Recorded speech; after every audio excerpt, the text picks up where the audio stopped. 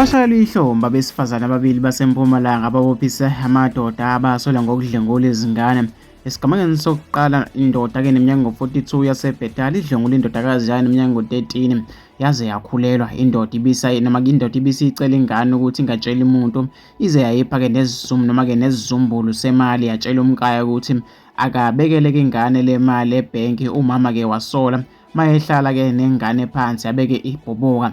Lo mama-ke akayizali le ngane, kodwa-ke ushade noyise. Lo mama-ke ubese-ke kunina wengane wangempela, eyomazisa-ke yaboshwa indoda. Esigamekweni sesibili esiseBuffalo khona-ke eMpumalanga, unkosikazi ubona indoda yakhe iphethe ipenti lengane engayizali yona. Indoda ithe-ke mayibona umfazi yalifaka-ke ephaketheni yalifihla, kanti-ke uselibonile.